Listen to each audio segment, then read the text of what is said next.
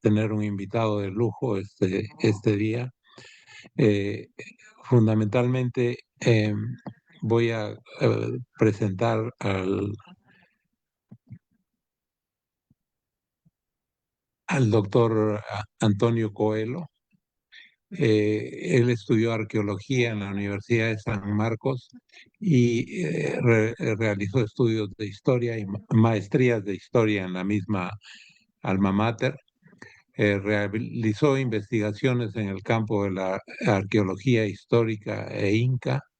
Entre sus proyectos principales podemos mencionar excavaciones del Real Hospital San Andrés de Lima, y proyecto financiado por National Geographic en el 2005.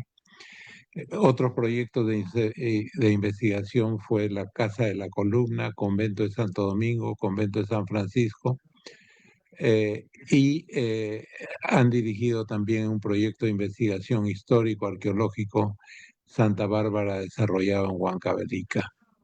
Es docente de la Universidad Villarreal, Consorcio UCAL, Toulouse-Lautrec y luego por más de 12 años en la UPN. En el campo de la historia, el autor es autor en una publicación hecha por la Universidad Nacional Autónoma de México, habiendo publicado varios artículos para diferentes tomos en el 2018 y 2023.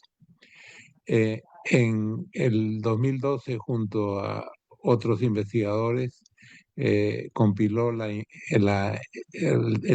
libro que sumarizaba la inmigración china en el Perú, arqueología, historia y sociedad. Ha sido ponente de congresos internacionales en Quito, Varsovia y nacionales de arqueología chilena, argentina, y desde el año 2024 es miembro del Instituto Riva Agüero de la Pontificia Universidad Católica, así como del CICOP, Centro Internacional de Conservación de Patrimonio, sede del Perú. Con esos pergaminos, doctor Coelho, quedamos muy agradecidos que haya aceptado la invitación y pueda comenzar su charla. Muchas gracias. Gracias a usted, el doctor Liendo, por la invitación y buenas noches con todos. Bueno, a continuación vamos a hacer una pequeña y rápida explicación sobre los hospitales de Lima y cómo fueron evolucionando arquitectónicamente y explicar su historia y desarrollo desde los primeros años de su existencia, ¿no? El siglo XVI. Acá en esta primera lámina podemos ver dos planos de Lima, uno ya de tardío del siglo XIX, de la segunda mitad, el que está pegado a la derecha donde está el cursor, mientras que el otro es mucho más temprano, ¿no? Para que tengan una idea de Lima, cómo fue cambiando. Bueno, para tener una idea general, sabemos que Lima estaba toda amurallada, ¿no?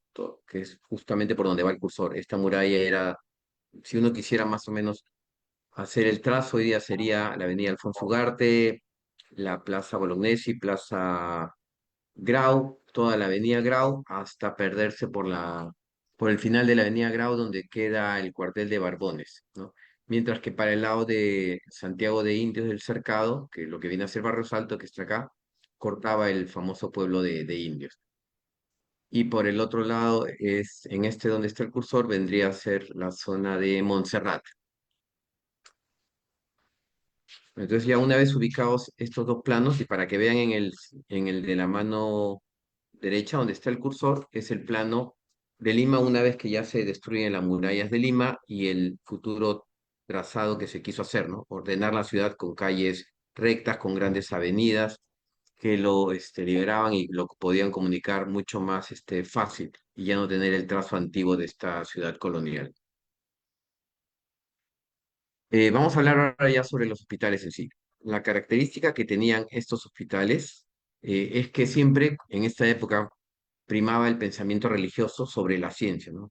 Recordemos que la religión es la que va a estar sometiendo a la ciencia en estos primeros años fundacionales de hospitales. Lo característico del Hospital de Santa Ana, que hoy en día ya no existe, pero está ubicado en la Plaza del mismo nombre o Plaza Raimondi, era que tenía un patio o claustro acá y las salas de enfermos o crujías, todas dispuestas en planta de cruz. Y en el medio de todas estas salas existía un altar para dar ayuda emocional y todo lo que, ay, perdón, todo lo que ellos querían los pacientes estar en manos de Dios.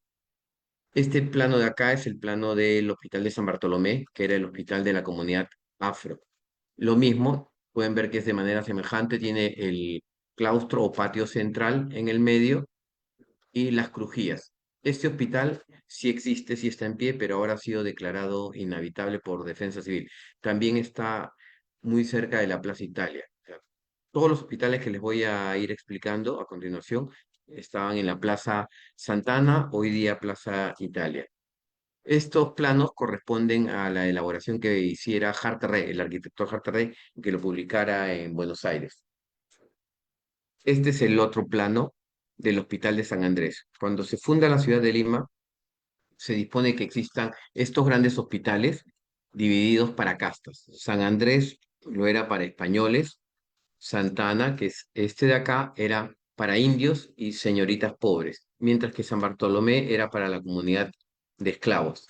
Entonces, todos los hospitales que les he ido mencionando tienen las mismas características. Acá pueden ver San Andrés, que aún existe hoy en día, el área nuclear sobre todo, semejante, un patio o claustro, su capilla y las salas de pacientes o salas de enfermos que son las crujías.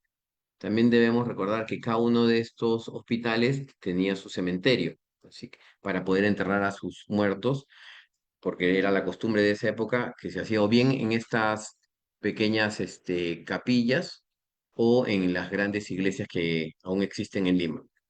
Mientras que en la foto de la derecha lo que podemos ver ahora es la vista aérea de la Plaza Italia, que está acá, el cursor, o la Plaza Santana o Plaza Raimondi, y toda esta manzana que estoy apuntando con el mouse, esto era el Hospital de San Andrés, el Hospital Real de San Andrés. Hoy día solamente existe el primer claustro, el Patio de los Locos, que es este rectángulo muy pequeño, y este es el segundo patio. Aquí pueden ver la capilla de San Andrés y estas son las crujías. Las crujías son estos salones rectangulares, ¿no? Que más forma tienen rectangular. ¿Por qué? Porque son más largos que anchos. Esta edificación que vemos en esquina hoy en día es el Colegio Héroes del CENEPA. Anteriormente fue el Ministerio de Gobierno y antes también fue la Facultad de Medicina, que se fundara aquí por obra de Hipólito Unanue.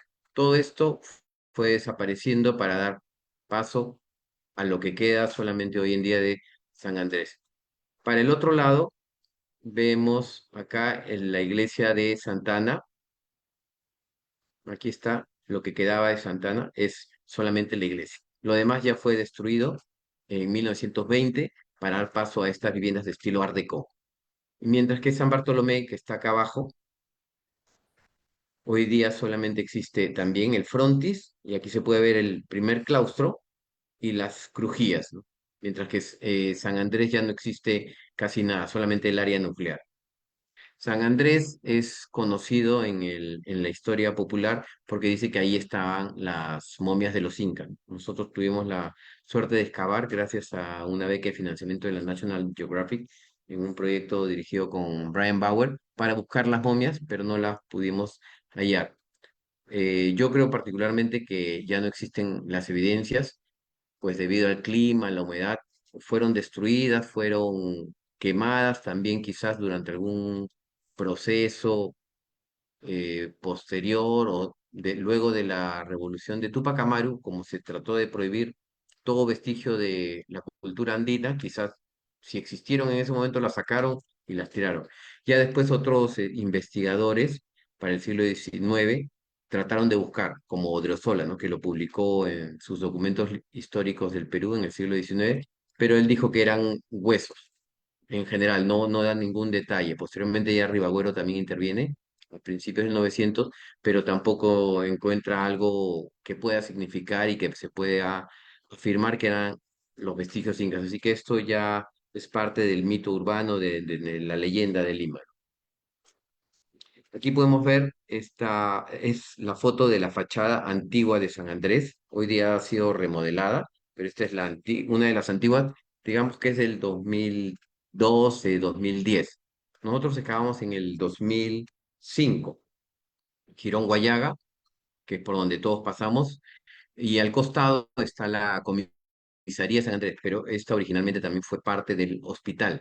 Incluso cuando nosotros ejecutamos las investigaciones, y hablamos con el comisario de la comisaría y tuvimos la oportunidad de pasar el radar, también verificamos que allí habían otros vestigios enterrados. Y mientras que la foto de la derecha es parte de las salas, el acceso a las crujías o salas de pacientes, ¿no? Sobre San Andrés, bueno, ya sabemos que fue fundado durante el tiempo del virrey Andrés Hurtado de Mendoza, de ahí viene el nombre, aproximadamente en 1552, ¿no? Y aquí también funcionó el anfiteatro anatómico, que fuera fundado por Hipólito Unanue, así como ya después, posteriormente, para 1808, sobre el costado de San Andrés, donde actualmente está la comisaría, va a funcionar la Escuela de Medicina de Lima, o Escuela de Medicina de San Fernando, que ya después, para el siglo XX, va a pasar a construirse en los campos de la Avenida Grau. Como le dije a ustedes hace un momento, San Andrés y todos los otros hospitales limeños se caracterizaban por tener este patio o claustro, la capilla presente, pues siempre el pensamiento religioso es el que va a primar. Incluso la medicina, como les dije hace un momento, estaba en pañales aún, hasta el momento de que llegue la ilustración y los eruditos, entre ellos Hipólito Unanue, ¿no? Pueden ver acá la galería corredor que circunda el claustro, y esto es la constante siempre. El cementerio estaba atrás y al interior también de la capilla. Aquí hay otra vista también. Esta foto de San Andrés, como les dije, esta es ya del 2005, y cuando fue el terremoto de Chinchas, este local fue declarado inhabitable por Defensa Civil. Las últimas décadas del siglo XX fue convertido en un colegio, el famoso colegio Óscar Miro Quesada de la Guerra, RAX, pero debido al terremoto de Chincha fue que se declaró inhabitable, y ahora ha sido tomado por Prolima, que está haciendo labores de restauración, conservación, creo que quiere hacer un museo también, y sigue excavando, ¿no? Sigue excavando ya hace buen tiempo. Otro de los sitios que tiene San Andrés es el llamado Patio Los Locos, que es este, ¿no? El Patio Los Locos. Recordemos que para el siglo XVI, XVII, XVIII no existía el tratamiento para los orates, para los dementes. Pues por lo común se creía que estas personas eran poseídos por el diablo, por algún espíritu. Entonces toda la gente trataba de olvidarse de sus parientes y los encerraba. En este patio, que hasta ahora se conoce como el Patio de los Locos, eran encerrados los orates y ahí se quedaban hasta el fin de sus tiempos. Entonces, y esta misma foto que ven acá, la pueden ver ahora a la derecha, de San Andrés, cuando fue convertido en un albergue para niños pobres. Incluso durante nuestra excavación, nosotros, al levantar estas placas de cemento, pudimos encontrar todo el piso con estos ladrillos colocados acá, ¿no? Y ahí, justo donde está el cursor, se ve la fontana o la fuente, que nosotros encontramos los cimientos de esta fuente. Este patio de los locos va a dar cabida a los orates hasta 1859, en que se funda en realidad el primer manicomio de Lima, que está ubicado en Barrios Altos, que eso ya después lo vamos a ver. Continuando con el desarrollo de los hospitales, este es el hospital de Santana, ¿no? El hospital que quedaba justamente en la plaza Raimondi o Plaza Italia, y que se ha destruido completamente para dar paso al nuevo hospital Loaiza, que construyó Leguía. Aquí se puede distinguir la iglesia de Santa Ana, que aún queda, y como les dije, este frontis fue destruido para construir las viviendas de estilo Art Deco que hoy día existen, ¿no? Y se pueden divisar.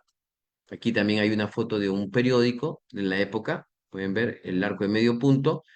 Adentro, donde están los árboles que sobresalen acá, es donde estaba el primer claustro, y la capilla que está atrás, y después las crujías.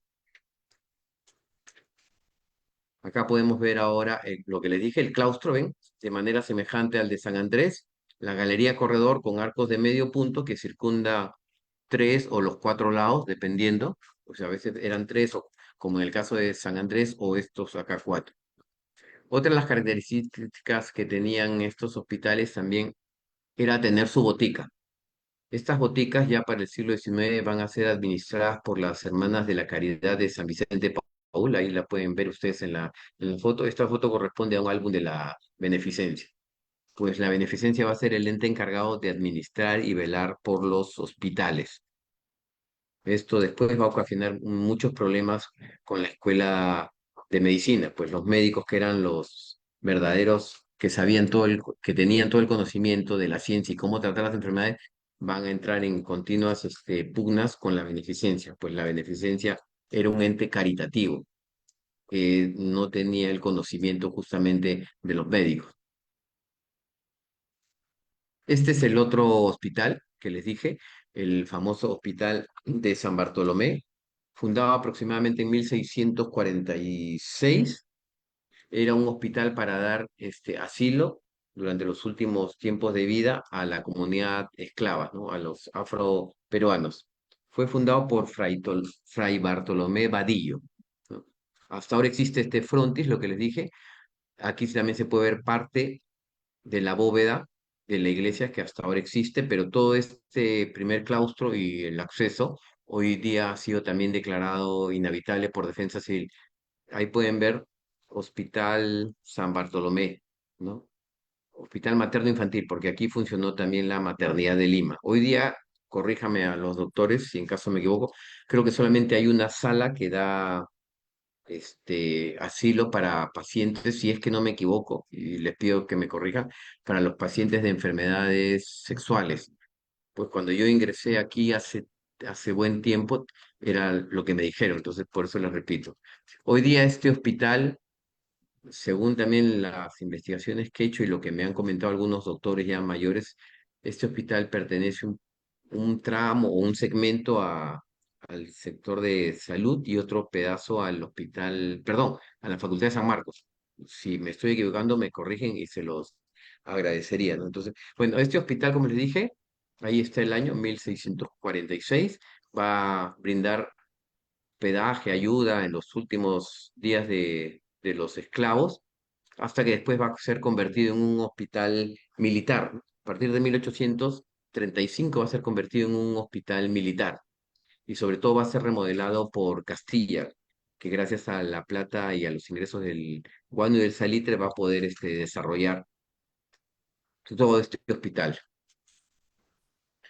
Aquí están fotos del interior, pueden ver, está como detenido en el tiempo de manera semejante, al igual que los otros hospitales, su galería corredor que circunda todo el claustro o el patio mayor, con arcos de medio punto, la capilla hacia uno de los lados, el segundo piso, que aún creo que todavía se puede visitar. Lastimosamente, este hospital no está al servicio ni siquiera del turismo, nada. O sea, lo ideal sería que lo reactiven, aunque sea con un pequeño sector para que la gente lo pueda conocer, porque mucha gente no, cuando dicen San Bartolomé, siempre lo asocian al hospital que está en la avenida Alfonso Ugarte, ¿no? Pero este es el verdadero hospital de acá. Y pueden ver aquí en un detalle de la pileta que está en el medio del claustro. Esta pileta, un detalle muy, muy interesante, es que tiene estos detalles, representan el uniforme del ejército, es semejante al uniforme napoleónico. Es lindo el detalle que muestran acá. No, no tengo una de mayor acercamiento. Sí, creo que no he puesto una de mayor acercamiento, pero es lindísimo este detalle, ¿no? Es- para los que ya son personas mayores como yo, recordarán a los soldaditos, bueno, al batallón Húsares de Junín o al Mariscal Nieto, ya tienen este uniforme, que es una clara influencia napoleónica. Allí pueden ver una foto de fines del siglo XIX, hospital militar, como les dije, originalmente fue creado para dar asistencia a la comunidad afroperuana, pero ya después se convirtió en un hospital para los militares. Y esta foto es tal como está, ¿no? lastimosamente, como les dije, está abandonado, esperando algún proyecto o a el mismo Ministerio de Salud debería encargarse. Por ejemplo, les comento que en Chile el mismo Ministerio de Salud tiene una oficina de patrimonio. Acá sería espectacular que el mismo Ministerio de Salud tenga una oficina de patrimonio para encargarse de sus bienes patrimoniales, ¿no? Tanto San Bartolomé como el Hospital 2 de Mayo, que es otra joya arquitectónica, y hasta el mismo Hospital Loaiza.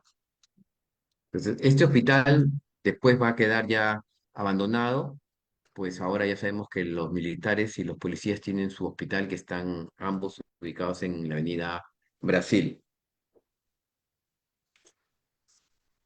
Junto a esos tres hospitales grandes que habían, que digamos serían hospitales como hoy en día es el Loaiza, el 2 de Mayo, existían otros hospitales menores para atender a personas de acuerdo a su oficio o rango, ¿no? Como el Hospital de los Marinos, como el Hospital para los Sacerdotes, y a la vez existían eh, hospicios u hospitales también para tratar a otro tipo de pacientes, tal como el que figura en el título, ¿no? Incurables. ¿Cuáles incurables hoy en día? Es el Hospital de Neurocirugía Oscar Treyes, que antiguamente se llamó Hospital Mogrovejo, que es el famoso hospital para atender a pacientes que sufren enfermedades del cerebro, ¿no? Esta foto antigua que vemos aquí a la mano derecha muestra la iglesia de estilo neogótico, la cual fue destruida debido al terremoto del 40 y dio paso a esto, a esta cosa, digamos que para mí no es nada bonita. Pero sin embargo, lo que sí vemos son las crujías antiguas del siglo XIX y en algunos casos hay otras evidencias del siglo XVIII. Al fondo vemos el Cerro San Cristóbal.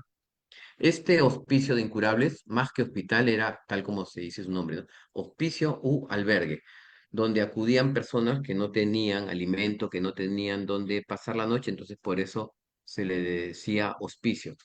Incurables del nombre también porque debido a que un paciente cuando ya no tenía trata alguna o debido a lo incipiente de la medicina en estos primeros años funcionales de Lima, se decía vete a incurables a tratar ya tus últimos días y a vivir en paz. Este hospital está ubicado en Girón Ancash, casi ya al finalizar el Girón Ancash para llegar al cementerio, ¿no? A donde está la iglesia de Santo Cristo, allí. Este hospital hasta ahorita está aún en pie, está abarrotado, lastimosamente no ha sido declarado patrimonio, entonces por eso pueden hacerse N intervenciones. Y acá viene justamente un problema, ¿no? Si lo que prima para nuestra ciudad es el patrimonio o es la salud. Sabemos que en el centro histórico de Lima hay carencia de terrenos. Por eso este hospital atraviesa muchas crisis y está siempre saturado de pacientes. Yo he tenido la oportunidad de ir en varias veces y está lleno, lleno de pacientes. Incluso hay personas que tienen a sus parientes ahí y los dejan, se olvidan, se hacen los locos, los dejan allí de paso. Entonces, eso es otro problema. Este hospital de incurables fue fundado en 1669. Este, quien aportó mucho fue el arzobispo Mogrovejo. Entonces, él aportó mucho para este hospital. Aquí tienen otras vistas del primer claustro. A diferencia de los otros, no tiene la galería de arcos de medio punto, sino es una galería corredor. Este es el zaguán de acceso, uno de los zaguanes de acceso. Aquí está. Aquí estamos en el primer claustro y al fondo está el jirón Ancash. Este hospital fue fundado, como le dije, en 1669, cuando era virrey conde de Lemos. Aquí vemos otra de las vistas. Esta es la entrada del siglo ya XIX, cuando se remodela este hospital.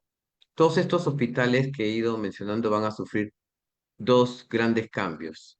Uno ocurrido durante las reformas borbónicas en el siglo XVIII, que los hospitales a modernizar para aquella época, los van a higienizar, se llamaba en aquel entonces, y luego en el siglo XIX, durante el año de, perdón, durante los años del apogeo del guano y del salitre, ¿no? Lo que Basadre llamó la falaz prosperidad, porque como el Perú tenía mucho dinero por los ingresos del guano y el salitre, y debido también a que la escuela de medicina por fin se puede convertir en facultad, o sea, ya está, tiene representación, ya tiene opinión y los médicos toman el poder y el control en varias instituciones, e incluso hay muchos médicos ilustrados que participan en el Congreso y en el gobierno de Pardo. Entonces, durante esa época, todos estos hospitales van a modernizarse, tal como fue también durante las reformas borbónicas.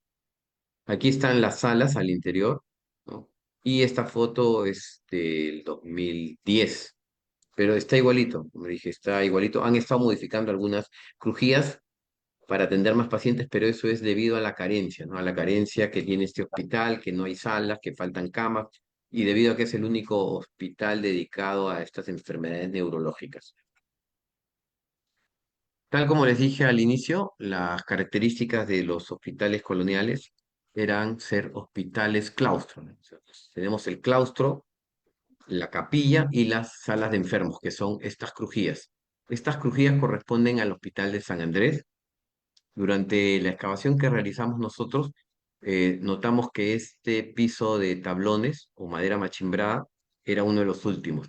Anterior a ese, tuvo un piso de piso negro, le llamaban los documentos, piso de betún, que no era otra cosa más que el alquitrán que es un derivado del petróleo, entonces se ponía esos pisos. ¿Por qué se ponía esos pisos? Porque según las teorías de aquella época, el alquitrán atraía los miasmas, las enfermedades que estaban manteniéndose en el aire ahí, que eran los que contagiaban. Entonces, este piso negro era el que atraía las enfermedades. Y ese piso hemos encontrado en las excavaciones, así como en otras casas que hemos estado interviniendo para el centro de Lima. Fue un piso que se utilizó mucho en todo el siglo XIX. Este piso de acá que vemos ahora era parte del colegio Óscar Miro Quesada de la Guerra cuando fue su gimnasio. Por eso pueden ver aquí en el fondo los anillos olímpicos, porque el colegio Óscar Miro Quesada lo utilizó. Mientras que este era el gimnasio, este era el teatro. Por eso que se nota un desnivel, porque acá había un proscenio, ¿no? Y estas grandes ventanas en el techo o teatinas, que las ven acá, se abrieron ya durante el siglo XVIII como parte de las reformas borbónicas. ¿Para qué? Para que entre la ventilación. Pues la sala en sí estaba cerrada. Tenía solamente este vano o la puerta, que era el acceso, pero ya para el 19 lo que se va a construir es acá, esta antesala, que era la estación de enfermeras, ¿no? Y esto ya eran los pacientes. Los pacientes venían acá y se colocaban, según los documentos históricos, en covachas, en camas, pero a veces cuando ocurría alguna época de crisis, de epidemia, se saturaba el hospital y conforme llegaba la gente, apiñaban acá en el medio. Aquí en el medio y después, incluso ya para el siglo XIX, van a ponerse camarotes para tratar a los pacientes en dos filas, dos camas de doble piso, mientras que en el centro también. Esta es otra de las crujías.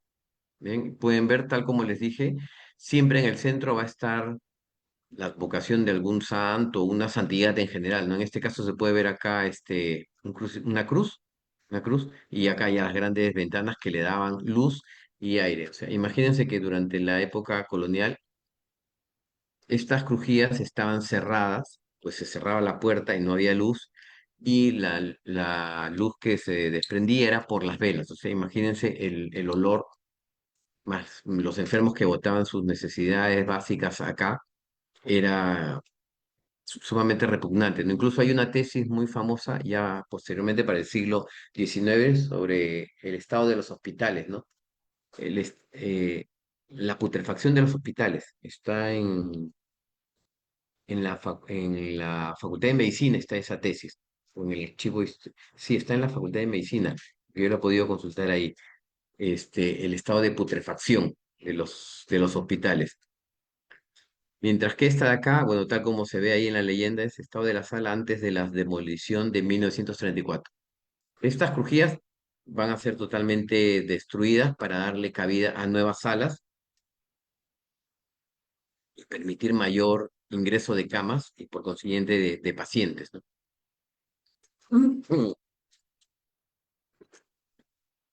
Aquí hay un dibujo idealizado del Hospital de Santa Ana también, con una santidad aquí, y las filas que les dije hacia los costados y en el medio donde se apiñaban más enfermos. Esto sucedía durante las épocas que Lima era azotada por alguna crisis, ¿no? Como las famosas epidemias de fiebre amarilla del siglo XIX que ocasionaron que gran parte de la población limeña fuera diezmada.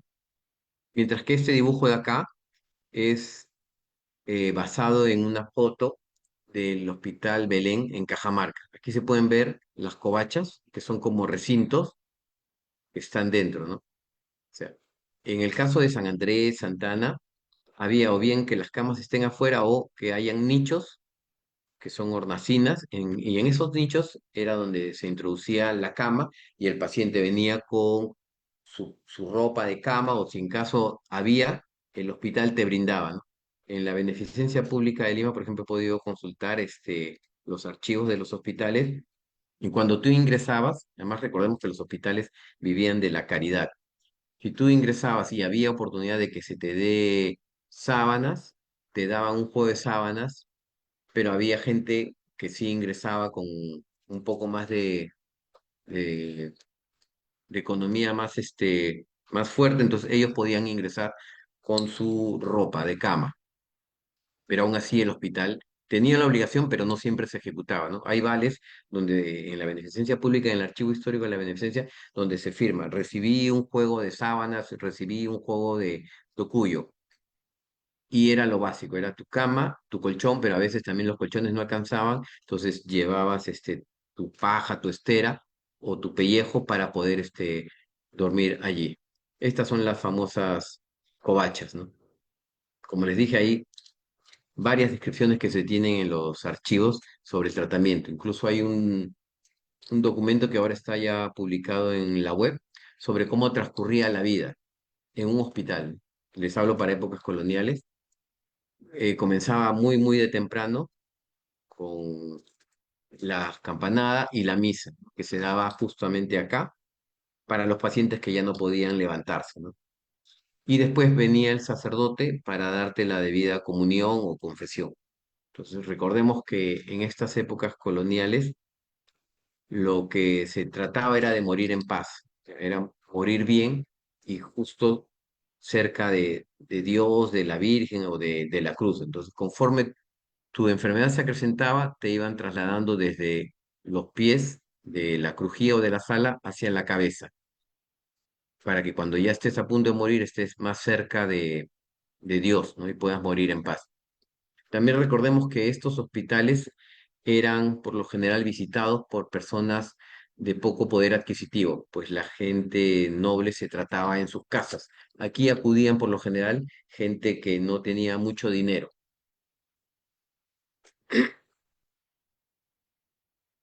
Ya para los años de la República, como les dije en un inicio, los locos eran tratados o depositados ya a perpetuidad en el hospital de San Andrés, pero ya después durante los años de la República y luego que pasa toda esta época de enfrentamientos, de guerras civiles, la Confederación Peruano-Boliviana, la lucha entre todos los presidentes, Gamarro, Rigoso, Salaverry, y se descubre la riqueza del guano y del salitre y llega a Castilla. Lima por fin va a poder tener estabilidad, tanto económica como política. Entonces, debido a estos ingresos, es que se decide la construcción de un manicomio, ¿no? El Hospital de Amentes o el Manicomio del Cercado. Entonces, lo que se hace es trasladar a todos los pacientes que estaban encerrados en San Fernando, perdón, en San Andrés, disculpen, en la loquería de San Andrés se les traslada para acá, y aquí por primera vez se empieza a tener un tratamiento para los orates. El doctor que estuvo encargado de todo este manicomio fue José Casimiro Ulloa, que era un gran médico ilustrado para el siglo XIX, fue político. Debemos decir además que todo su archivo histórico y toda su biblioteca se encuentra donada en el Colegio Médico, ¿no? En la Academia Nacional, perdón, en la Academia Nacional de Medicina, que estaba antes ubicado en Conde Superiunda y hoy día está en 28 de Julio, acá muy cerca, en donde está el Colegio Médico. Entonces, Casimiro Ulloa, que era un médico político, periodista, fue miembro del Partido Civil, se preocupó mucho por la sanidad. Y es así que él impulsó la construcción de este famoso manicomio del Cercado, construido en 1859 y se construye en la parte alejada de la ciudad. Pues recordemos que Lima aún todavía tiene este cinturón que es la muralla de Lima. Entonces, los trasladan acá los locos para que estén alejados de la ciudad. Pero acá por primera vez se van a tratar ya con sistemas científicos, con sistemas médicos. Este hospital va a seguir funcionando acá hasta 1918, en que se funda el Hospital Larco Herrera, que ya lo conocemos en la Avenida del Ejército. Y posteriormente va a funcionar la Escuela de la Guardia Civil, antes de estar en la Campiña, en Chorrillos, ¿no? Hoy en día, este local, que es el mismo, tal como pueden ver acá en la foto, hoy en día es el Colegio Alipio Ponce. Aquí estudian los hijos de los policías. Si ustedes tienen la oportunidad de visitarlo, y vuelvo a reiterar, ¿no?, el pedido, para que hagan un circuito en o un día de visita, aunque sea una vez al mes, pues es espectacular. Este manicomio, que hoy en día es colegio, y recordemos que antes fue escuela de medicina y manicomio. Aquí pueden ver el plano. Este plano está publicado en 1859 en la famosa revista La Gaceta Médica, que fue la revista, una de las mejores y de mayor distribución que hubo en toda América del Sur. Incluso tenía corresponsales en Estados Unidos, tenía corresponsales en Chile, Bolivia, Argentina, Colombia. Esa revista hoy en día está en la web, así que la pueden descargar. Esta revista, cuando en 1859 ya la Escuela de Medicina se convierte en facultad, todos los médicos que ya tenían un mayor poder adquisitivo y que habían, muchos de ellos, viajado a Francia gracias a las becas que les dio Castilla, tal como fue el caso de Casimiro Ulloa, regresaron al Perú con estas ideas modernas venidas desde Francia. Entonces, lo primero que hacen es hacer este famoso hospital, aquí pueden ver, Plazuela del Cercado, que es el pueblo de indios, ¿no? El pueblo de Santiago de Indios del Cercado.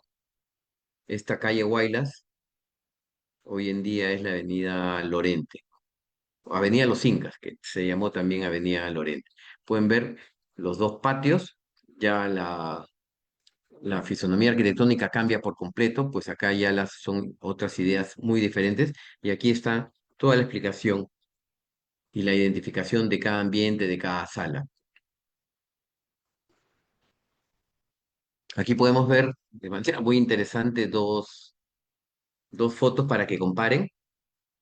Este dice Hospicio de Insanos, que sabemos que es el manicomio aquí, y hoy en día esto es convertido en la cancha de básquet.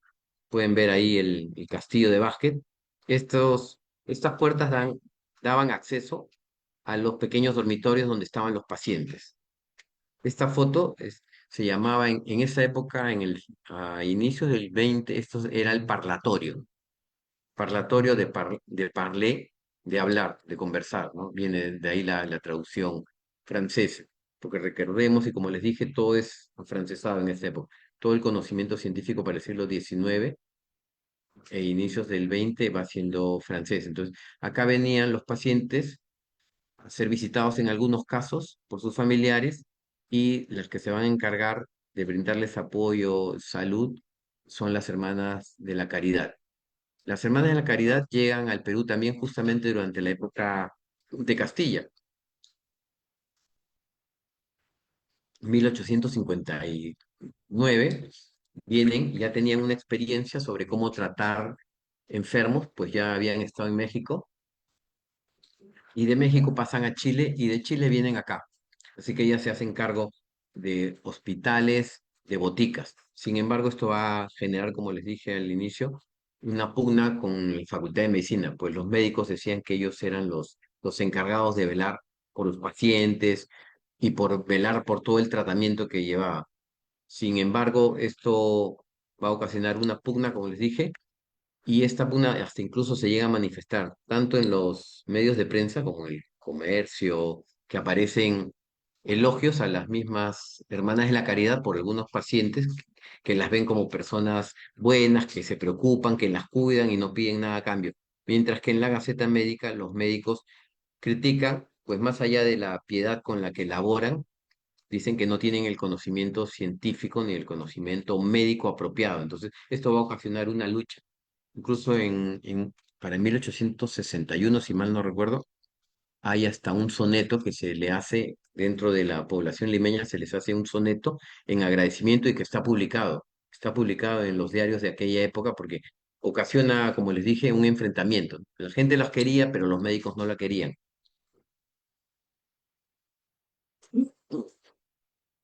Continuando durante el periodo del auge del guano y del salitre, llegamos a 1860 y Lima durante esa época va a empezar a ser afectado, aunque ya venía siendo visitado por famosas epidemias, ¿no? Una de las epidemias más fuertes fue la de la fiebre amarilla, ¿no? Que ocasionó que la población de Lima disminuyera.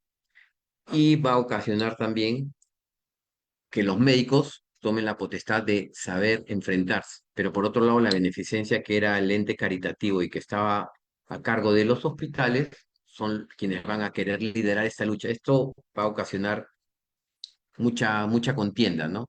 Y también el saber popular y parte de la cultura popular va a decir cómo tratar las fiebres, todo esto. Por ejemplo, se dice que tienen que tirarse cañonazos de pólvora al aire y que la pólvora al explotar en el aire va a limpiar los ambientes. Otro de los remedios caseros que existía y que está documentado todo en periódicos y en la revista Gaceta Médica es la quema de cachos o cuernos de toro. Esto se recomienda que se haga en las esquinas de ambientes cerrados, ¿no? O grandes patios. Se debe hacer en un hueco, quemar cachos o cuernos de toro, y al quemar esto también hacía que las enfermedades disminuyan y que los miasmas se salgan volando por otros lados. Eso está documentado, como le dije, incluso cuando tuve la oportunidad de excavar en el cuartel de Santa Catalina, en uno de los ambientes del cuartel de Santa Catalina, que hoy en día aún existe en la Avenida La Colmena. Se pudo encontrar en una esquina de las salas de los militares, en una esquina, cachos quemados. O sea, y creemos que era asociado a esto, ¿no? Alguna epidemia que pudo asolar Lima. Pero como le dije, eso está documentado, no es un invento. Todo eso está documentado. Otra de las cosas que se hacían para limpiar e higienizar la ciudad era pintar todos los muros, tanto internos como externos, con la famosa lechada de cal. Lechada de cal era vertir en agua cal, y esa cal se batía y eso tenía un color blanquecino. Con ese color blanquecino tú lo que hacías era pintar tus paredes, tanto externas como internas, y la cal mantenía la limpieza en ese momento. Eso se dispone también en la Municipalidad de Lima, dispone eso, ¿no? Tanto era la municipalidad como la Facultad de Medicina. Mientras que la beneficencia pública, como les dije, que era un ente caritativo y que era símbolo de prestigio, pues las familias más adineradas eran los miembros de esta beneficencia, ¿no? Entonces, ellos no sabían cómo atacar estas enfermedades, pero ya después va a llegar un momento debido a la crisis de la epidemia, que se va a llegar a un acuerdo y se construye el famoso Hospital 2 de Mayo, que también es un símbolo del patrimonio hospitalario. Y repito, debería ser visitado aunque sea una vez al mes, ¿no? Debería hacerse un circuito, pues es un hospital muy lindo. Este hospital 2 de Mayo va a romper la arquitectura que existía antes. Ya no va a ser el típico hospital claustro, sino ahora va a ser el hospital pabellonario, el hospital pabellón. Van a existir pabellones separados y va a estar rodeado también de áreas verdes, mientras que ya no va a haber este claustro alrededor del cual giran. Sin embargo, también se va a erigir una capilla, que es la que se ve acá al fondo. Este es el zaguán de ingreso, va a tener un eje radial, como les dije, diversos pabellones para tratar a los pacientes ya, sean de hombres, sea de mujeres. Incluso había un pabellón ya para personas que podían aportar económicamente a su manutención y a su tratamiento. Pues los otros hospitales, San Andrés, San Bartolomé y Santa Ana, siempre van a ser hospitales para la gente más pobre, mientras que este hospital, aún así, va a ser para la gente pobre. Tenía un pabellón para la trata de los pacientes, entonces estaban separados. Este hospital aún existe, está ubicado en la Avenida Grau. ¿Y por qué se hizo en la Avenida Grau, al final de la Avenida Grau? Porque esa zona todavía estaba deshabitada. Ya se había destruido la muralla de Lima, 1872, 1874, o sea, se destruye totalmente para que Lima pueda crecer y expandirse, sobre todo hacia el sur. Entonces Lima se embellece debido a a este periodo de la falaz prosperidad. Ahí está. Eh, Bajo la advocación de Nuestra Señora de las Mercedes, este hospital se inauguró en el 75, pero comenzó en el 68. Como les dije, fue debido a a la peste que hubo acá en el Perú, la, las epidemias que asolaron, la famosa fiebre amarilla que asoló Lima y que ocasionó gran cantidad de muertes. Para este hospital, entonces, van a participar ya de manera coordinada la beneficencia que se pone de acuerdo con la Facultad de Medicina. Se busca un ambiente alejado de la ciudad de Lima, porque para esta época la Avenida Grau, esta zona que conocemos hoy en día, pasando la portada de Cocharcas, está sumamente alejada. Entonces, así que de eso no hay ningún problema. Estaba muy distante y estaba rodeado de árboles, que es lo que se pedía. Se pedía que esté alejado de la ciudad y que tenga mucha cobertura arbórea, cosa que se cumplía a cabalidad. Sin embargo, ya hoy en día este hospital ha sido absorbido por la ciudad. El encargado de este hospital fue el presidente Manuel Pardo, que anteriormente había sido jefe de la beneficencia pública. Entonces, con él comenzó esta construcción. Entonces, se llegó con este hospital, Lima se moderniza en lo concerniente a medicina, a salubridad. Fue un hospital súper moderno para aquella época. Sin embargo, este hospital, inmediatamente después del 75, que es inaugurado y que empieza a brindar servicio, va a quedar convertido para ser hospital para los soldados chilenos, ya durante la ocupación, para 1879, que comienza la Guerra del Pacífico, y cuando ya el ejército chileno invade Lima, este hospital va a ser ocupado por los soldados chilenos, mientras que nuevamente se vuelve a ocupar el hospital de San Andrés y Santa Ana, pues los tres hospitales ya estaban caducos. Incluso el de Santa Ana, hay varias propuestas que se dan desde 1830, muy temprano, que ese hospital ya no cumplía función alguna, pues ya estaba vetusto. Pese a ser el hospital más grande, por eso no se le podía destruir, porque era el hospital mucho más grande, entonces no va a haber otro sitio donde se le pueda brindar hospedaje, hasta que se funde este hospital en 1875. Aquí está reflejado en este plano lo que les dije, ¿no? Es un hospital pabellonario. Pueden ver acá los, los pabellones, el acceso se ve acá marcado con el zaguán, ¿no? El zaguán o la bóveda de cañón, que es el techo del ingreso, el gran patio, pero lo que resalta es esto, las salas de los pacientes, ¿no? Originalmente eran estas cuatro, después se va a ir poniendo más salas, y este es el cerco, ¿no? Ahí dice plano definitivo del Hospital 2 de Mayo, y este es la fachada con su resto, tal como lo hemos visto en su momento, ¿no? Posteriormente, ya cuando acaba el siglo XIX, Lima empieza a seguir creciendo y a seguir desbordándose, aumenta la población, los hospitales nuevamente están saturados y comienzan nuevas propuestas. Pero ya luego de la reconstrucción nacional, que comienza el periodo de la aristocracia y los presidentes de aquella época, empiezan a hacerse nuevas propuestas de hospitales. Y como ya estaba el Ministerio de Fomento, el Ministerio de Fomento tiene varias subdirecciones. Una de las subdirecciones era salubridad. Entonces, la dirección de salubridad se encarga de empezar a hacer propuestas, ¿no? Por eso acá les muestro esta, el asilo de la maternidad, con la sala embarazadas y la sala de paridas, ¿no? De manera semejante que el 2 de mayo tienen los pabellones hacia dos lados con la vegetación que lo circunda. Esto se hacía para que el enfermo tenga una mayor distracción, pueda haber áreas verdes, distraerse, y sobre todo también porque decían que las áreas verdes traían Buenos Aires. Eso es lo que se postula, ¿no? En las dos figuras laterales vemos los pacientes o las camas para ellos, la estación de enfermeras con los servicios higiénicos. Esta propuesta no va a tener acogida, no se va a desarrollar muy bien, y sin embargo así son varias de estas propuestas. Todo eso está en los boletines, documentado está en los boletines de la Dirección de Salubridad, que pertenecía al Ministerio de Fomento. El Ministerio de Fomento tenía varias subdirecciones, ¿no? La Dirección de Carreteras, Ferrocarriles, Construcción, Salubridad o Sanidad, que hasta incluso ya después para la época de guía se va a poner la Oficina de Asuntos Indígenas.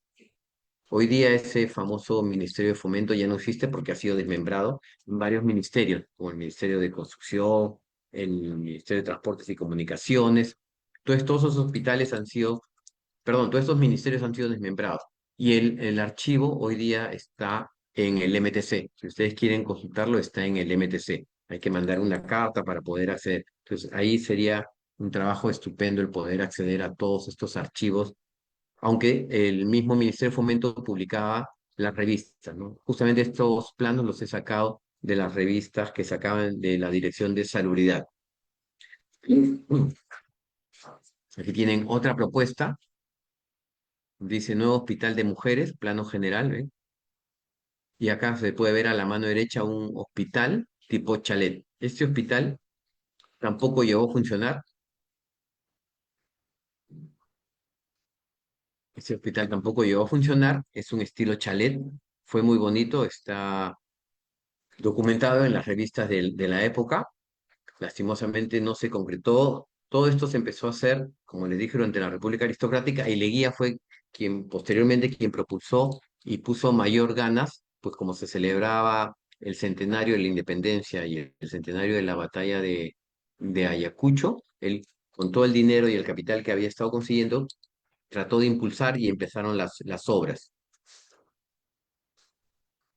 Aquí hay fotos del Hospital Loaiza. Ya una vez que se inaugura el Hospital Loaiza, una vez que esté ya completamente en la avenida Alfonso Ugarte, que recién se empieza a habilitar para Lima, que es en 1924, en diciembre del 24, cuando ya se inaugura, el hospital antiguo, Santana, ya desaparece. Va a desaparecer ese hospital para darle paso aquí a Loaiza. Entonces ya desde esa época Santana desaparece de la Paz de Lima, se abren una nueva calle ahí, se mantiene solamente la iglesia y aparecen estas viviendas que hoy en día conocemos que son de estilo Art Deco.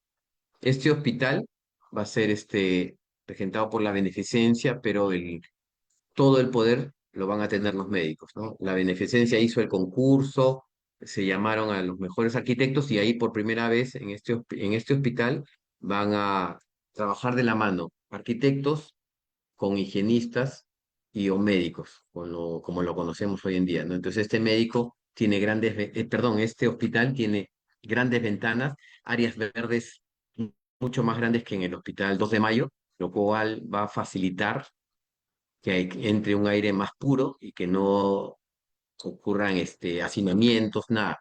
Tenía mucha más luz también, pues se obliga a que tengan estos ventanales, tal como se puede ver aquí las ventanas.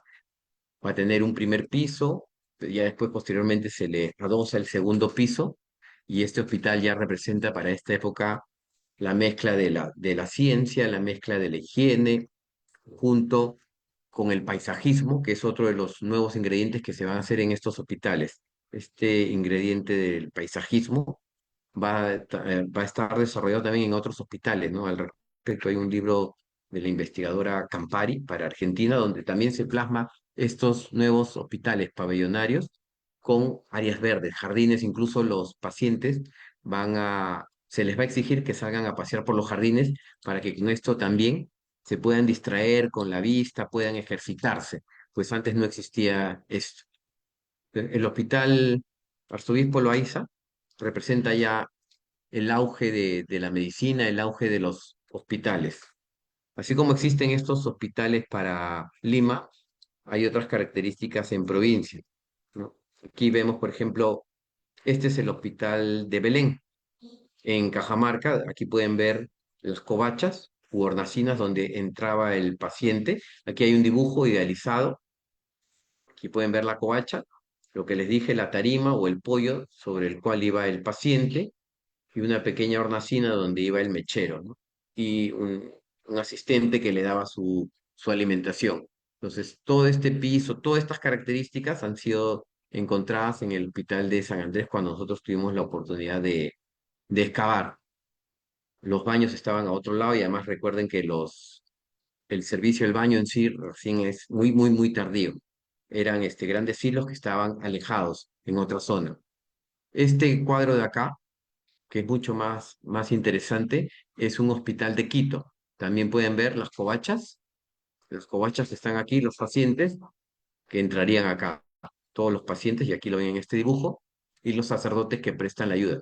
Pues como le dije, los hospitales para época virreinal son los que van a prestar ayuda. Pues la beneficencia cuando aparece ya a los primeros años de 1800, luego de la independencia, ¿no? 1830, la beneficencia va a cobijar a los grandes representantes de la sociedad limeña, que era gente de mucho poder económico. Entonces, ellos se encargan de mantener.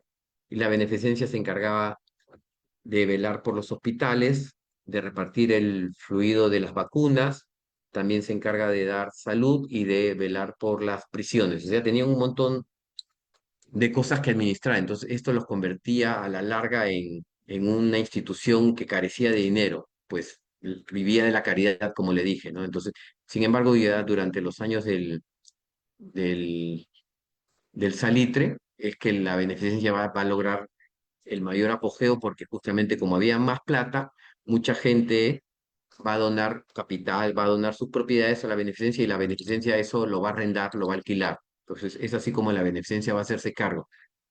Al final, ya durante la época de Velasco en el siglo XX, la beneficencia caduca, el hospital, por ejemplo, 2 de Mayo, que era de la beneficencia, va a formar parte del hospital, perdón, del Ministerio de Salud. Y desde esa época ya la beneficencia cada día ha ido mermando, ha ido decreciendo tanto en capital y muchas de sus propiedades se han quedado ocupadas por posesionarios. No se ha ejecutado de varias edificaciones, de varios inmuebles, no se ha ejecutado un saneamiento físico legal. Entonces eso ha ocasionado que la beneficencia cada día esté desapareciendo y más aún que ya no hay gente que done sus bienes a la misma, ¿no? Entonces, por consiguiente, ya no tienen hospitales, ya no, creo que se hacen cargo el puericultorio Pérez Araníbal y una que otra casa donde atienden a personas muy pobres, ¿no? Como es el caso del Hospicio Manrique, que ya no es de ellos, y el otro era el Hospicio Ruiz Dávila, que hoy en día es parte del Congreso, ¿no? Que mantiene parte de la burocracia del Congreso. Entonces, bueno, hasta acá llega mi ponencia. Una hora, espero que les haya gustado y estoy dispuesto ahora a atender sus interrogantes, sus dudas. Gracias. Muchas gracias, doctor Coelho. Muy interesante su presentación. Eh, una de las cosas que yo revisaba es que las construcciones de los hospitales tenían una distribución tipo panóptica y otra de tipo pabellonario, y la distribución panóptica era el Hospital 2 de Mayo y la pabellonaria era el Hospital Loaiza.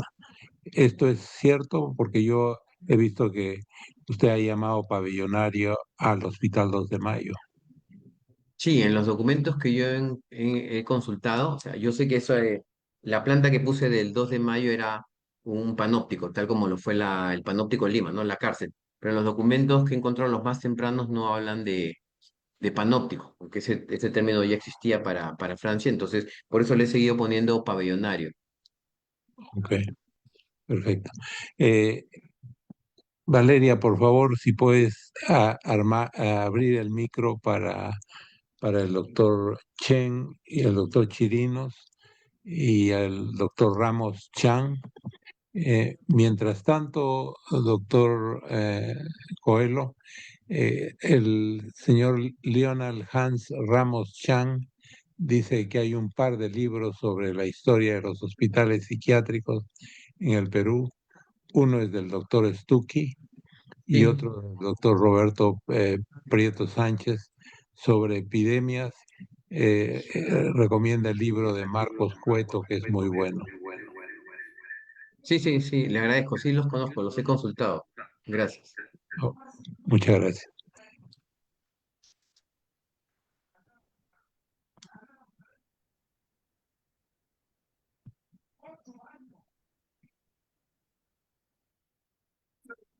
Valeria, ¿podrías abrir el micrófono?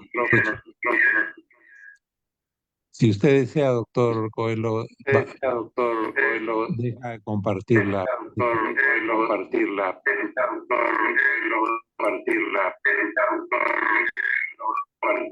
Hago mi micro mejor. Si ¿Me puede, escucho? de compartir la presentación. Ah, perdón, ya ahorita, un momentito.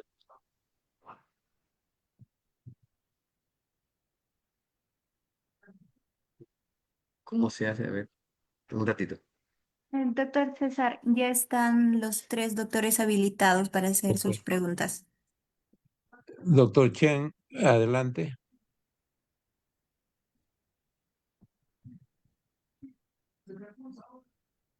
Sí, lo escucho.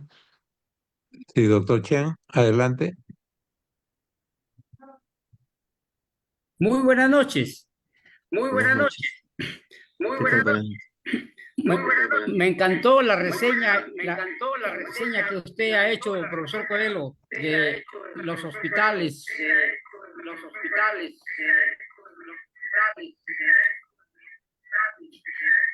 Tuvimos la oportunidad de conocer algo de esas infraestructuras, sobre todo en el Hospital Santo Toribio Mogrovejo, al que se le llamaba el refugio. Sí, Ahí estaban justamente los pacientes que no iban a mejorar.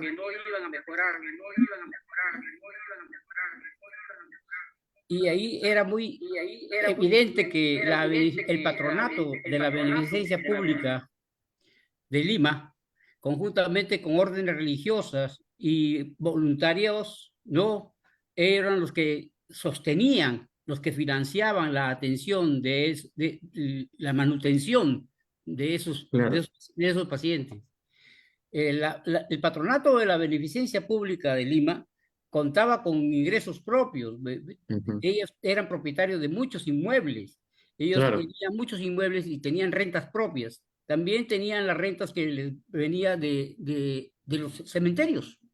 sí, La beneficencia pública era la que llegaba justamente a todos los cementerios y esos ingresos económicos también de alguna manera los canalizaban para la atención de la salud de los pacientes que se atendían en los hospitales de caridad, en los hospitales de caridad. Canalizaban esa ayuda a través de las profesionales de la asistencia social y también orden religiosos. Eso era lo que sostenía un nivel de atención para las personas menos pudientes. Con los claro. ingresos propios que tenía la beneficencia pública, incluso llegó a hacer en el Hospital 2 de Mayo, con el que yo estaba más, hicieron una área nueva, hicieron unas estructuras nuevas de 3 niveles, donde incluso nuevas salas de operaciones, eh, salas de admisión, salas de hospitalización. Recuerdo que el doctor Horacio Urteaga Boyón era el que estaba en ese entonces al frente de la beneficencia pública, pero comenzaron a presentarse una serie de situaciones y la beneficencia fue perdiendo protagonismo, fue perdiendo y se fue perdiendo ya esa labor que hacía la beneficencia. Es muy poco lo que queda de beneficencia para la atención Sí, claro. de las clases menos pudientes. Podría volverse a reactivar, podría de alguna manera, dado la situación de crisis que se padece a la fecha, podría volvérsele a reactivar esa caridad, esa beneficencia para que los pacientes no estén tan desprotegidos, tan desatendidos como lo están a la fecha? Esa sería una de las preguntas que yo tendría para usted. Y tal como, buenas noches, gracias por tu comentario. Tal como dije, o sea, y lo mismo que ha dicho usted, o sea, la beneficencia hoy en día ya no tiene ingresos, incluso muchas de sus propiedades no, ya no generan y como han sido ocupadas hoy día por posesionarios, entonces no hay de dónde obtener mayores ingresos y lo poco que saca también es de Hacho también saca ingresos, pero ya es mínimo para mantenerse tantas cosas que tiene, ¿no? La beneficencia, o sea, la beneficencia sí fue en su momento lo mejor que hubo, pero lastimosamente hoy en día carece de todo, y más aún cuando durante el gobierno de Velasco se le quita el hospital 2 de Mayo, porque hasta ahora creo que siguen en juicio, o corríjanme, pues ese hospital era de la beneficencia, pero hoy en día es de la salud, ¿no? Del Ministerio de Salud, entonces no hay forma alguna ya de resarcir el daño, o sea, por eso es que carece y ahora la beneficencia está a cargo de la Municipalidad de Lima. Ujú. No es del Ministerio de Salud, es de un doctor que anda medio fugitivo y también de un ex gobernador también es el que ha tomado, es el posesionario ahora prácticamente. Y por eso es que están ahora como están ahora los hospitales, que están Claro, ese es el problema. Sí, pues, Ujú, y las propiedades que tiene beneficencia es gigante, o sea, tiene propiedades y por eso hasta a veces yo creo que lo que desean más es agarrarse la beneficencia para ver las propiedades, ¿no? Sobre todo el centro histórico de Lima. ujú, ujú.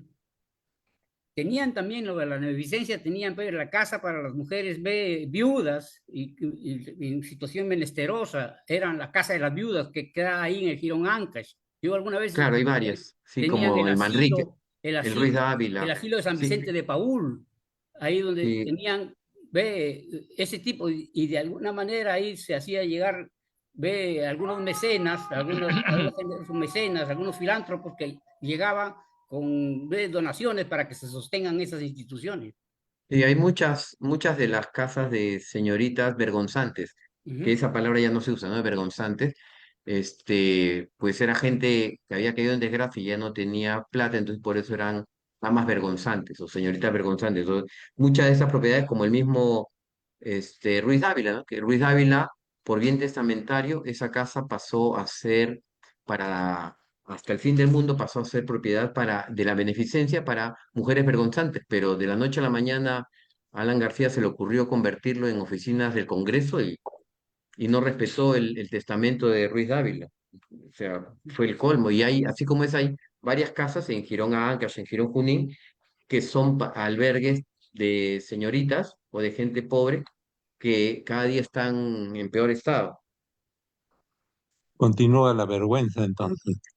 Sí.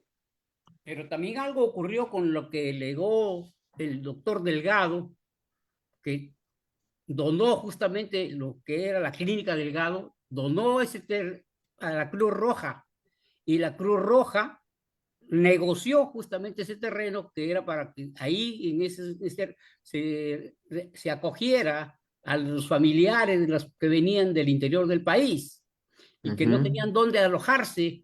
Y los directivos de Cruz Roja prácticamente negociaron con quienes pasaron a ser los propietarios de esa famosa clínica, que lo único que conserva ahora es el nombre del benefactor doctor Delgado, ¿ya? Mm. Y que ahora esa clínica ya no está para realmente socorrer, ya no está para dar alojamiento a nadie, sino para los que tienen más posibilidades económicas para atenderse en ella, ¿no? También pasó algo igual con la clínica Delgado. Sí, claro. Doctor Chirinos, adelante. Profesor Coelho, buenas noches. Buenas Extraordinaria noches. conferencia. El que le habla es médico neumólogo. Yo trabajo en el Hospital de Emergencia José Casimiro Ulloa y sé lo que significa el epónimo de mi hospital. Sin embargo, tengo algunas preguntas. Dígame. Usted se ha centrado bastante en lo que es la capital, Lima. Ujú. Pero mire, desde la perspectiva de la historia de la República, por ejemplo, lo que menciona Jorge Basadre, y dado lo que uno ha observado el crecimiento poblacional según lo publicado por el INI en los últimos 200 años, ¿existen evidencias realmente arqueológicas o documentales que contrasten la evolución arquitectónica del Hospital de Lima con los de provincias durante los auges económicos? Buena pregunta. En ese caso, si se dice de evidencias arqueológicas, el único hospital que Sí. se ha excavado es el San Andrés, que tuve la oportunidad de excavarlo gracias a una beca de la National Geographic con un proyecto con Brian Bauer. Ese es el único hospital que se ha excavado. En provincia existe en Huancavelica, yo llegué a conocer el hospital, pero creo que ya después lo destruyeron y es sede del Poder Judicial. Existía la capillita, yo la fui a ver, la capilla que estaba dentro de ese hospital, perdón, sí, dentro de ese hospital y que hoy en día es sede del Poder Judicial. Solamente existía la capilla, ya no he vuelto a ir. Y en ese hospital se atendían a los pacientes que trabajaban en la mina de Santa Bárbara, de donde salía el famoso mercurio, ¿no? El azogue. Entonces, ese hospital solamente hay información histórica. Se podría ver, pero ese hospital estuvo en auge durante el tiempo que la mina de Santa Bárbara se explotó, que es durante todo el virreinato. Posteriormente, ya durante la República, desaparece. Otro hospital que existía era el de Ica. El hospital de Ica, yo tengo fotos, pero hasta el año del terremoto ya era declarado inhabitable y posteriormente ya no existe, no existe. O sea, los hospitales limeños, si están mal, imagínense los de provincia. El de Ica, en Huaura había otro hospital muy pequeño también.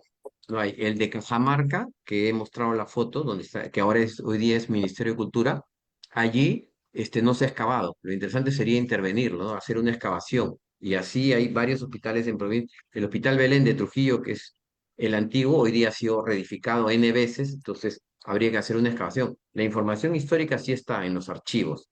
Como le dije a usted y al público en general, en la beneficencia pública están para ir a investigar y ahí se puede ver cómo se desarrollaba la vida diaria. Incluso hay uno que está en la web. Si a usted le interesa, yo después le puedo mandar el título para que Ya. usted lea ahí cómo transcurría la vida, qué se le daba de comer, cómo era la alimentación, era todo, el día a día. Profesor, y en su análisis descriptivo de la infraestructura hospitalaria colonial, ¿hay diferencias materiales o espaciales que usted ha identificado entre los distintos recintos destinados a los distintos estratos sociales y castas? Es decir, el material en la construcción utilizado, por ejemplo, por hospitales clavos diferente a hospitales negros o otros tipos de material, ¿había esa diferenciación? ¿Usted encontró eso? Todos eran crujías, o sea, salas rectangulares, no largas. Todos en sí eran, porque era lo común durante la época del virreinato. Todos son salas largas con los covachas o estos recintos o ventanas ciegas, como usted lo quiera llamar, donde acudía, sea en el de San Andrés, sea en Santa Ana o San Bartolomé. Siempre era lo mismo. En cuanto a la alimentación, eso está en los documentos históricos, ¿no? O sea, siempre, por ejemplo, para el caso de Santa Ana y San Andrés, que yo lo he leído en los documentos históricos, siempre, por ejemplo, se les daba una copa de vino para ser digestiva. O sea, eso siempre se les daba. Se les ¿No? daba mucha sopa, pan en el alimento, en el desayuno, perdón, era pan con leche y en el almuerzo siempre se les daba una copa de vino, que era algo digestivo que se creía para esa época. Una pregunta, ¿y en los materiales de construcción me refería, es diferente entre uno y otro o era el Mm, mismo material que se empleaba? No, todo era lo mismo, era el adobe, los tapiales, los techos sí de vigas de madera, porque ahí no había otro material. Y ya después, para el siglo XIX, como les dije, se introduce el piso negro, ¿no? El Cemento. piso de betún o Ya. asfalto. El asfalto, eso sí Ajá. está hallado en las capas estratigráficas de San Andrés. Este piso negro es un piso que se va a utilizar incluso en las viviendas, pues creían que esto atraía las enfermedades y era muy fácil de limpiar. Incluso en la Gaceta Médica se menciona este piso que era fácil. Con un trapo húmedo con agua se limpiaba todo. Pero eso ya es para el siglo Dígame, XIX. perfecto. Y dígame, en los restos arqueológicos que usted encontró, ¿existe alguna evidencia de la precariedad presupuestaria de los hospitales de la beneficencia frente a otras obras públicas de la época? En las evidencias arqueológicas que encontramos nosotros, encontramos bueno, parte de la alimentación, los pisos, cómo se van modificando, o sea, como les dije, y eso está documentado también en las memorias. La beneficencia pública cada fin de año sacaba una memoria. Entonces, en estas memorias se dice, por ejemplo, que es los años de apogeo del guano y del salitre, la colocación de este piso de asfalto, de material quirúrgico que se trae de Francia. Y algo que quizás no conozcan, pero sí he tenido oportunidad de verlo, es el material quirúrgico del siglo XIX hasta ahora existe. Está depositado en el museo, lo que era el Museo de la Nación, que es donde está el Ministerio de Cultura, en Javier Prado Convención, en los depósitos, MACO se llama, Manejo de Colecciones, ahí está todo el material quirúrgico del siglo XIX. Yo he tenido oportunidad de verlo, es lindísimo. O sea, lo ideal sería hacer una exposición. Quisimos hacer una exposición, pero al final no se pudo por trámites burocráticos. Pero ahí está todo el material quirúrgico y dice, ¿no? Beneficencia pública, SBP. O sea, todas esas evidencias materiales están. Pues recordemos que la beneficencia era el que administraba todo eso hasta que va a aparecer posteriormente ya el Ministerio de Salud.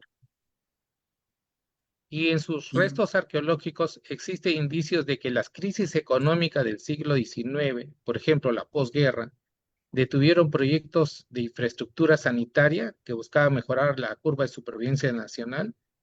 Por sí, en ejemplo, los ¿cómo se documentos. refleja ese vacío presupuestario en la evidencia arqueológica que usted presenta?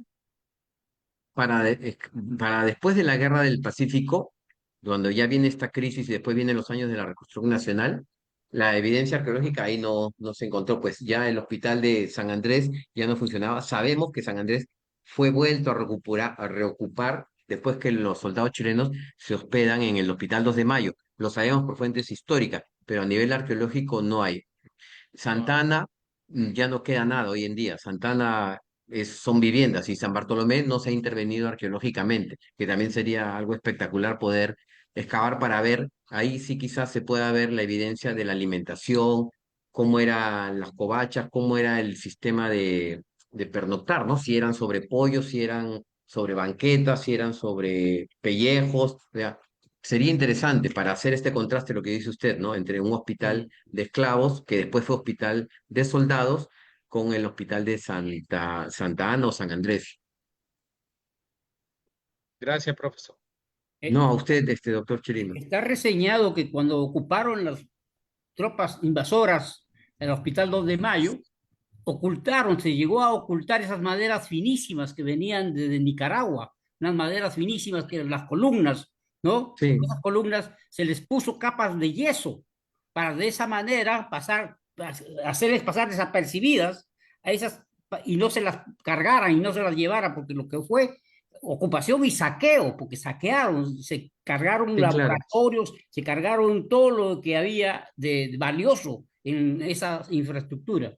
El Hospital 2 de Mayo también tuvo ahí pues, el primer museo de historia de la medicina peruana estuvo justamente también ahí en el perímetro del Hospital 2 de Mayo, ahí estuvo. Y eso también le cupo el mérito al profesor Fernando Cabieces. Cabieces, el Cabieces, Él sí. tuvo justamente de reunir ahí en una área con la Fundación RAN que le alcanzó posibilidades, y él hizo un pabellón donde funcionó el primer museo de historia de la medicina peruana. Claro, ese hospital de que usted dice, ese museo, funcionó antes en el Hospital Peruano de Ciencias de la Salud, que estaba en Girón Junín. Ya Ujú, no existe. Ese Hospital de Ciencias de la Salud pertenecía a la beneficencia pública y ahí se trasladó todos los bienes museables del 2 de mayo. Había ujú, está una momia, me acuerdo mucho, y todo eso hoy en día está depositado en el local del Museo de la Nación, que es el Ministerio de Cultura. Ahí está el material quirúrgico, hay piezas arqueológicas, incluso estaban las libretas de campo de Horkheimer, que hoy día ya no están allí. O sea, todo ese material, pero lastimosamente, por ejemplo, las historias médicas nunca se conservaron, se vendieron al peso, o sea, y ujú, eso también me lo dijo el doctor Macera, o sea, todas las historias clínicas del 19 del ujú, Hospital 2 de Mayo se vendieron al peso. Y sin embargo, la beneficencia sí está, los tratamientos, están los vales de entrega de alimentos, de ropa de cama, todo eso sí está, pero historias clínicas para ujú. Santa Ana, para San Andrés, yo no he visto. Y, Creo que no existían historias clínicas para el siglo XVIII, XVII. Para y el hay 2 de mayo sí existían, pero ujú. fueron vendidas, como le digo. Una pregunta, ¿y quiénes eran los proveedores de vituallas? ¿Quiénes eran los proveedores de medicinas? ¿Quiénes eran los proveedores para que esas instituciones nosocomiales tuvieran, ve, quiénes eran los que abastecían? La Era... beneficencia hacía contratos con personas Ujú, particulares. ujú, Hacía contrato, sí, eso sí está en los documentos históricos. Hacía contrato con la persona X que le daba tantos huevos, tantas gallinas. Sin embargo, en algunos hospitales, como en los incurables, ujú, que ya colindaba con el río Rímac, habían parcelas para que los mismos pacientes y en muchos casos personas menesterosas que iban a buscar asilo en el hospital de incurables, ellos mismos tenían sus parcelas donde producían y les daban alimento a los pacientes. Eh, San Andrés también tenía algunas parcelas y ahí criaban. En los documentos históricos se menciona que se criaban aves de corral y a la vez, como le dije a usted, que está en las fuentes, que se contrataba a algún proveedor de manera privada, ¿no? Se contrataba al señor Juan para que él le brinde tanto de agua, tanta carne de aves de corral, tanta carne de vacuno, todo. ujú. Y otra cosa curiosa es que ya para el siglo XIX, para tiempos republicanos, esto está documentado en las memorias anuales de la Beneficencia Pública, se menciona que dentro del Hospital de San Andrés y de Santana, 1850, 60, se vendía habían ambulantes que vendían pancita, choncholí, corazón, y eso les gustaba mucho a los pacientes, hasta que después se prohíbe. ¿Se prohíbe por qué? Porque estas parrillas que habían ahí lo que hacían era ocasionar mucha humareda. Entonces, esta humareda lo que hacía era que las habitaciones, las crujías se llenen de humo, hasta que los médicos dicen, ¿sabes qué? Esto está prohibido, porque esto no hace más que simplemente darle un estado de pudredumbre. De ahí la famosa esta tesis que les dije, el estado de pudredumbre de los hospitales, pero ahí consumían muchas estas partes, ¿no? De, como le dije, choncholí, pancita, corazón. Eso está en las memorias de la beneficencia pública. Y una última pregunta, ¿y cómo era el sistema de aprovisionamiento de agua? ¿Cómo era la disposición de excretas? ¿Cómo era? ¿Había servicio de crematorio para los materiales que eran infecciosos, destruirlos ahí mismo? ¿Había eso en esos hospitales? Lo que se disponía, lo que se disponía era que una vez que se moría una persona, el colchón o la paja donde había estado Ujú. durmiendo se quemara o fuera llevado por sus parientes. Ujú. Y a veces cuando venía gente más pobre, lo que hacía era ocupar ese mismo colchón. Eso también está documentado. En cuanto al agua, por el caso de San Andrés, pasaba un canal que está descrito en documentos que están en el Archivo de la Nación. Incluso les puedo contar que en el Archivo de la Nación hay un documento donde se hace una visita, una inspección ocular llevada a cabo por el sabio Cosme Bueno. Cosme Bueno va al Hospital de San Andrés porque allí estaba el cementerio y allí también pasaba parte del canal Guatica. Pues ahora en general se generaliza que todo canal que se encuentra en Lima es el Guatica, ¿no? Pero habían una red de canales. La cosa es que va Cosme Bueno a verificar este canal y este pozo que se ha abierto para extraer agua. Pero él llega a la conclusión que debido a que el cementerio está allí, ya no se extraiga agua de este pozo, pues los muertos que estaban ahí a la larga iban a contaminar el agua. O sea, el agua se sacaba de los canales, en conclusión, que pasaban por los hospitales, ¿no? En el caso de incurables, estaba muy cerca al río Rímac y el río Rímac no estaba canalizado, entonces se utilizaba su agua. Y los desperdicios se tiraban en otros sitios que eran silos ciegos, que eran canaletas, que después posteriormente van a ser ya clausurados. Pero todas estas excretas, como dice usted, se tiraban. Doctor Coelho, brillante respuestas para todos nuestras curiosidades. Ah, ah, ah, Alicia Terrones menciona que la beneficencia conserva cuadernos de registros de pacientes en San Andrés. No sé si eso está en Para la su... colonia. Yo he visto para los años coloniales, para republicanos no he tenido la suerte de encontrar, o sea, los ingresos. Sí he visto que para épocas virreinales y se dice, ¿no? Ingresó tal paciente de tal edad, de tal casta. Por ejemplo, hay un trabajo que estoy elaborando de pacientes del Hospital de Santa Ana, pero ya es un libro mucho más tardío, que ese sí estaba en el... Yo lo he podido ver y le he tomado, lo he digitalizado todo del Hospital de Santa Ana para 1893, 1896. En este libro, es el libro de ingresos, se llama, el libro de ingresos de pacientes, se menciona, ingresó el paciente Antonio Coelho de casta india, que con domicilio en tal, o sea, ahí sí se menciona, pero solamente es el ingreso. Y supuestamente algunos dicen, no, o sea, ingresó Antonio Coelho de casta indígena de edad de 30 años, con domicilio real en la calle del Huevo, al parecer con enfermedad de coqueluche. O sea, eso es lo general. Más no se dice el tratamiento, solamente dice ingresó tal día, ingresó tal día. Es para 1893 a 1896. Es el libro de ingresos. Y para épocas coloniales también he visto, pero ya para la República, por ejemplo, del Hospital 2 de Mayo no, nunca he visto eso, a menos que esté en la beneficencia, pero el archivo de la beneficencia es gigante, ¿no? O sea, no he tenido la oportunidad de revisarme todo el... Pero sí el doctor Macera me dijo que él había tenido oportunidad de ver las historias clínicas en el Hospital 2 de Mayo y que fueron vendidas al peso. Él me lo dijo, o sea, no tendría razón de mentirme nada. Y en el Hospital de Ciencias de la Salud, que existía en Girón Junín, que era el que cobijaba parte del 2 de Mayo, ahí sí había el material quirúrgico. Ese material quirúrgico hoy en día está depositado en el sótano del Ministerio de Cultura, donde está la oficina de MACO, que es Manejo de Colecciones. Eh, entiendo, doctor Coelho, de que la construcción del Hospital Loaiza se hizo con el principio de la época que los pacientes deberían tener más luz y más ventilación. Sí, Con eso se hizo los conceptos de los ventanales. claro. eh, como ya no en el gorro de historiador, sino en el gorro de arquitecto, ¿qué impresión, opinión tiene de la construcción del Hospital Rebagliati y de la Almenara? Bueno, ahí sí soy un neófito porque ya yo no soy médico y sé, y me acuerdo cuando le enseñaba en la universidad, en la Facultad de Arquitectura, que siempre me decían los arquitectos que hacer un hospital es lo más difícil de construir, pues ahí interviene el médico y el arquitecto y ver quién tiene el mayor peso, ¿no?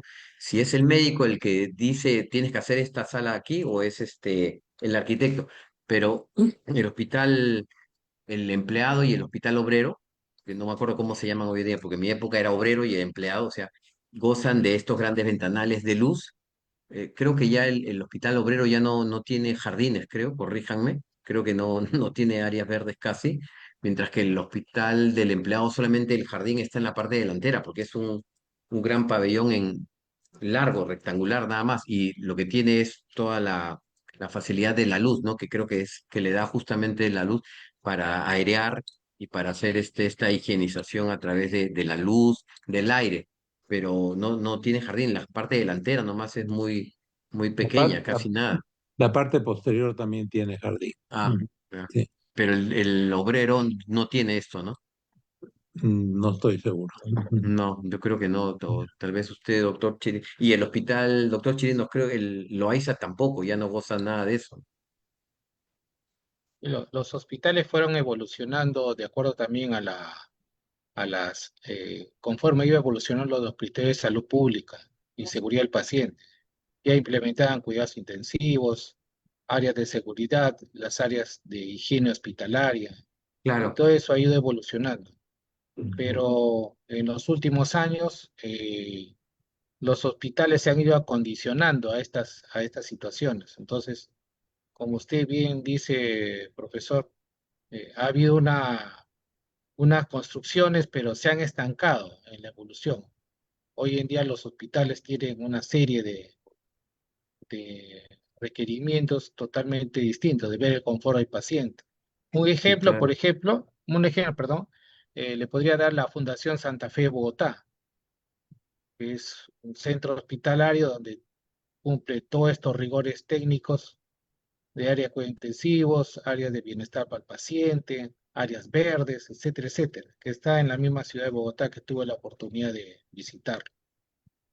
Profesor, yo quería hacerle una última pregunta. Dígame, ¿podría decirse entonces que la arquitectura hospitalaria de la capital, según sus estudios, fue un oasis tecnológico financiado por auges extractivos, mientras que la evidencia arqueológica en regiones, es decir, fuera de la capital, fuera de Lima, muestra un estancamiento que explica la persistente desigualdad en los indicadores de salud pública? Yo creo que sí, pero también eso se va a poder responder cuando se excaven en otros hospitales, ¿no? Por ejemplo, el hospital, el que tiene Arequipa es un hospital neogótico, ¿no?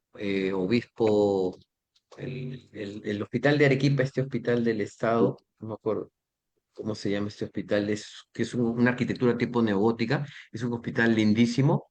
Ese hospital, corríjame, no ha sido investigado, no, nunca se ha hecho una investigación de parte de la historia a través de la arqueología, o sea, faltaría eso. Incluso en el mismo hospital 2 de Mayo hay artículos generales, me incluyo porque yo también publiqué un artículo del Hospital 2 de Mayo, pero no se ha hecho una intervención porque sabemos que 2 de Mayo se construyó en las afueras de Lima, ¿no? Y más nada, no hay nada.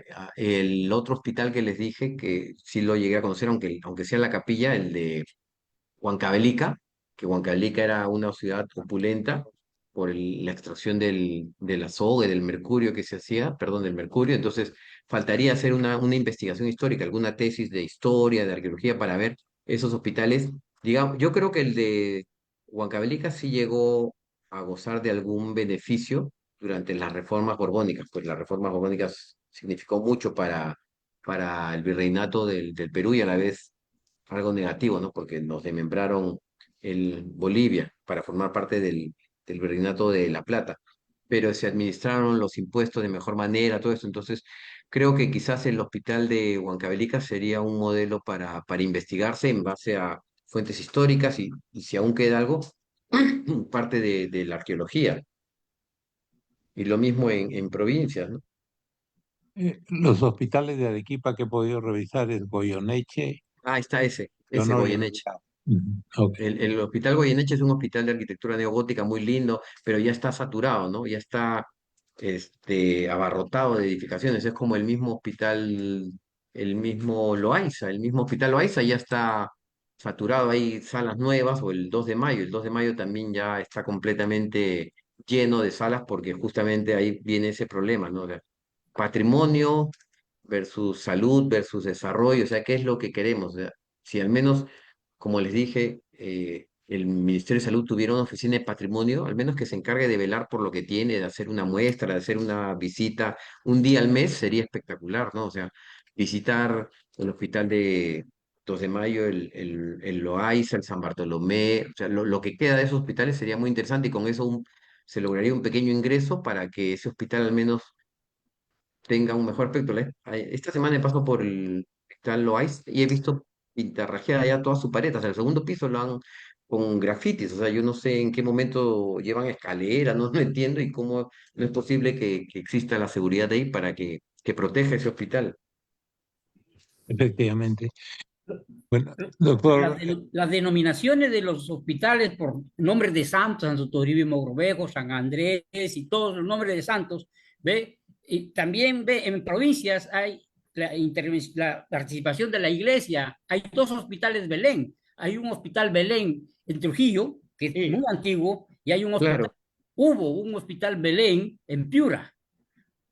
Justamente eran órdenes religiosas las que tenían a su cargo, conjuntamente con beneficencias también, porque también había patronato de beneficencias, las que llevaban adelante esos hospitales allá, tanto en Trujillo como en Piura, Hospital Belén. Ya dejó sigue llamándose en Trujillo, sigue llamándose Belén, en Piura ya no. sí, claro.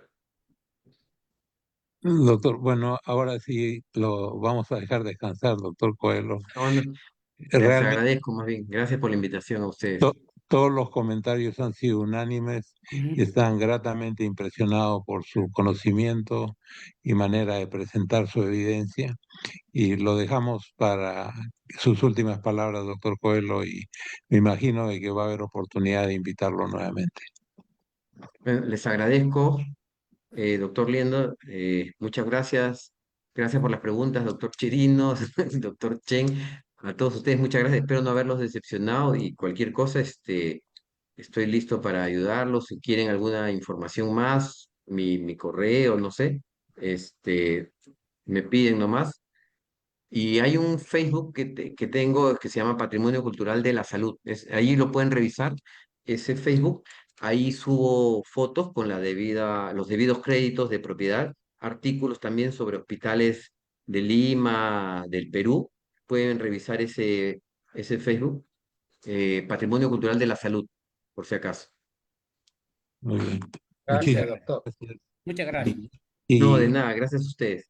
eh, Valeria, ¿tienes la presentación para la próxima semana?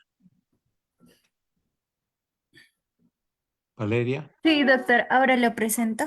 ok.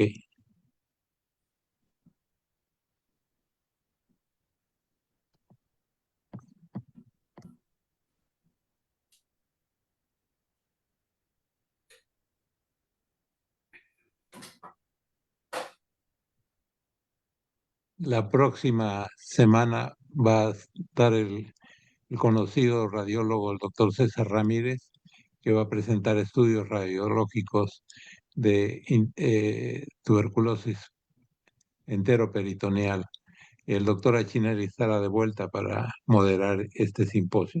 Muchas gracias por su colaboración y han sido 171 personas que han estado presentes y otras más en Facebook. Les agradecemos su atención y muchas gracias. Gracias a ustedes, buenas noches. Un gusto. Gracias, hasta luego. Por favor, si pueden prender toda su cámara para una última fotografía.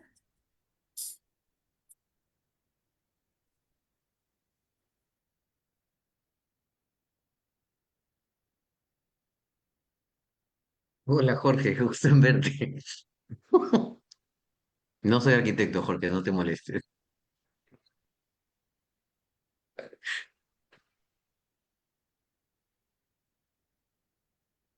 Muchas gracias a todos y nos vemos el próximo martes. Gracias. Gracias, hasta Gracias, luego. doctor. Hasta luego.